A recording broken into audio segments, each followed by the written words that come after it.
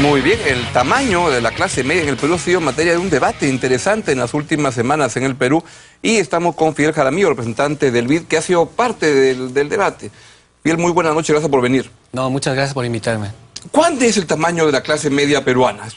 Apareció una nota de prensa del BID, eso fue interpretado por algunas instituciones periodísticas, gubernamentales, todos celebraban que casi éramos, no sé, 70% los peruanos éramos de la clase media y creíamos que casi estábamos como Fukuyama al final de la historia. No, hicimos una nota técnica que precisamente trata de recoger este debate y empieza señalando que hay consenso entre las bondades de tener una clase media alta, ¿no? Una clase media grande, ¿no? Eso significa que hay más cohesión social, temas de mejor bienestar social en general de una sociedad. Lo que no hay consenso es en la definición y la cuantificación de la clase media. Y por eso nosotros aplicamos una serie de metodologías basadas en los diversos estratos sociales, diferentes definiciones de la clase media, y calculamos todos los datos entre el 2005 y el 2011 en el Perú. Si vamos por parte, metodológicamente, ¿qué es clase media? Porque como que todos estamos de acuerdo en qué son los pobres.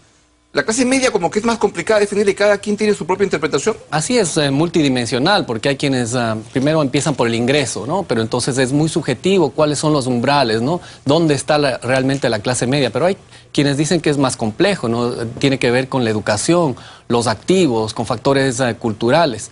Pero pese a que se reconoce que es un concepto complejo, al final del día se utiliza el ingreso de los hogares como la medida que diferencia a los diversos estratos sociales. Porque además es más sencillo poder hacer el corte, ¿no? Sí, así es. Entonces, tal vez el más común es el que utiliza los estratos sociales A, B, C, D y E.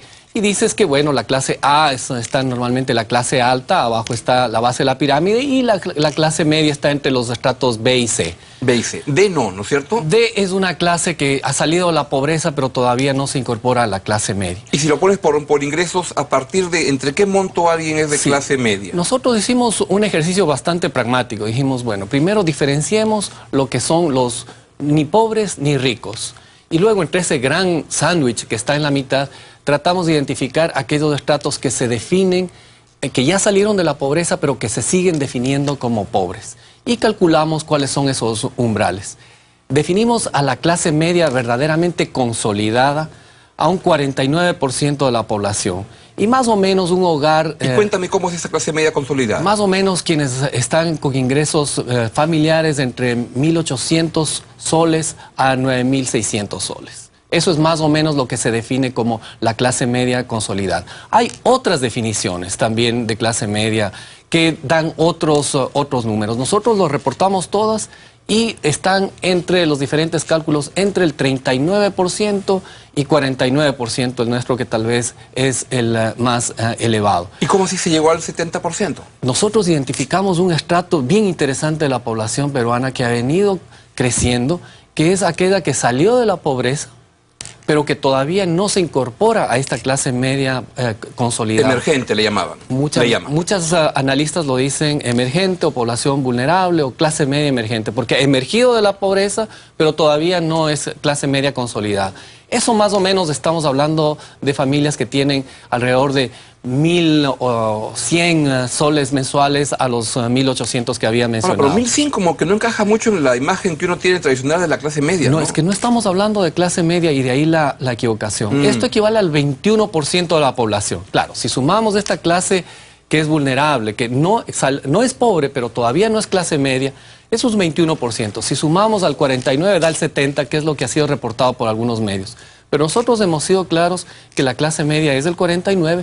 Hay además de este 21% de clase vulnerable que dejó de ser pobre y que podría llegar a ser clase media si se mantienen las políticas de crecimiento y políticas que favorezcan el empleo y la generación de ingresos. O sea que hubo una interpretación equivocada de lo que estaban diciendo ustedes y acabó inflándose la clase media, claro, más allá de lo que en verdad era, porque... Sí. ¿Qué país tiene, por ejemplo, una clase media del 70%? Depende de cómo se define. Depende de cómo se define. Y nosotros lo que en nuestra nota técnica insistimos es que es secundario el tema de la definición y la cuantificación. Lo importante en el caso del Perú, por ejemplo, es la trayectoria. Nosotros calculamos que utilizando cualquiera de las metodologías, está creciendo. Por ejemplo, esta última que nosotros utilizamos, que llega al 49, parte en el año 2005 del 26. Es decir, que en el Perú esta clase media, defínase como se defina, ha venido creciendo. Casi se ha duplicado si utilizamos una de las metodologías. Esto es bien importante. Otro de los hallazgos de nuestra nota técnica es que el crecimiento económico que ha tenido el país ha sido pro pobre y pro clase media. Si dividimos por deciles, teniendo a los deciles más pobres abajo, digamos, han tenido crecimientos de sus ingresos de sobre el 13%, cuando el promedio de la economía es el 9%. Entonces, ese crecimiento ha permitido generar este boom de aquellos que fueron pobres y se están incorporando a esta nueva clase emergente, y aquellos que se han consolidado como la clase media. Los emergentes tienen el problema de que estornudan y se corren otra vez para vuelven a ser pobres. Esa es nuestra cuarta y última conclusión, ¿no?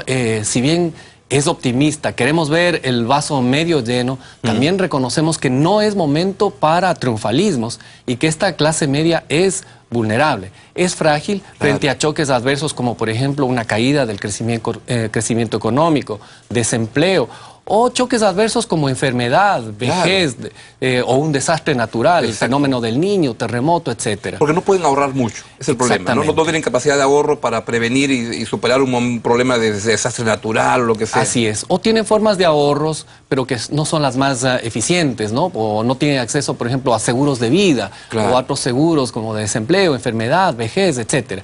Entonces, parecería que la discusión más relevante no es cuántos somos y nos podemos pasar debatiendo si el umbral está bien o mal, pero sí que está creciendo, sino que está creciendo, que el crecimiento ha sido favorable para esta clase social, que antes no existía en el país, pero que todavía hay una tarea pendiente, unos retos, que básicamente la nota agrupa en 3 grandes rubros. Primero, facilitar el acceso a activos físicos, principalmente la vivienda, activos financieros, el ahorro, y también activos productivos, aquellos que generen mayor productividad en sus medios de trabajo. Un segundo que tiene que ver con la articulación de la educación y los mercados laborales, porque también mucha de esta clase media se ha articulado al sector informal. Y la informalidad se caracteriza por tener niveles de productividad muy baja. Entonces, todo lo que se puede hacer para reducir la informalidad, para mejorar la productividad, también va a ser extremadamente relevante para la clase media. Y finalmente, desarrollar mecanismos que nos protejan frente a estos choques adversos, ¿no? Es decir, seguros contra muerte, seguros contra vejez, desempleo, etcétera, que nos permitan tener una seguridad que, si es que no estornudamos, podamos mantenernos, que no volvamos a ser clientes y asimilar mejor el cambio y la adversidad, consolidarnos como la clase media. Estas políticas, yo diría, son relevantes de manera universal, pero son especialmente relevantes para esta nueva clase media que está apareciendo en el Perú y que ha sido inédito. ¿Y la clase media políticamente qué efectos tiene? La señora Dilma Rousseff debe estarse lamentando que haya tanta clase media porque son bien pitiones. Ese es un fenómeno muy interesante que también lo hemos visto, no en esta nota, pero en el debate que ha despertado. Usualmente la clase media se asocia con niveles de mayor cohesión social y de mayor conciencia o niveles de ciudadanía. Esto la literatura lo trae en varios estudios. Sin embargo, en América Latina lo que se está notando es algo que Arellano en los estudios aquí en el Perú llama la clase media divergente, que está menos comprometida con niveles y valores de la ciudadanía que están asociados al contrato social vigente. El Banco Mundial también encuentra evidencia empírica que, a diferencia de Asia, Europa y otros países, la clase media de América Latina no se caracteriza por tener esos mismos niveles de compromiso ciudadano. Entonces, ¿qué está pasando? Y una de las discusiones que están en boga es que parte de que esta nueva clase media no cumple con su parte del contrato social es porque ve que el Estado tampoco está cumpliendo con su parte. Es decir, esta clase media es mucho más demandante de servicios de calidad, especialmente educación, salud, seguridad ciudadana. Eso es la protesta en Chile de los estudiantes. Y también entonces exige más del Estado. El Estado no está cumpliendo con esa parte del compromiso social. Y por eso es que las protestas en Chile, en Turquía, ahora en Brasil, parten tal vez de alguna chispa, como puede ser una tarifa o un parque, como el caso de Turquía, pero se traducen ya no en las protestas que teníamos en los años 70, 80, que era o contra las dictaduras o por aumento del salario mínimo. Ahora estamos hablando de temas de calidad de la educación, estamos hablando de seguridad ciudadana. Contra la corrupción. Contra la corrupción, por la mejora de los servicios que preste el Estado. Bueno, entonces, es una nueva demanda, es una nueva clase media que tiene un trasfondo político muy importante, muy interesante para todos los que siguen el devenir político y económico de nuestra y para región. que los estados estén a la altura del desafío. Así es, un gran desafío.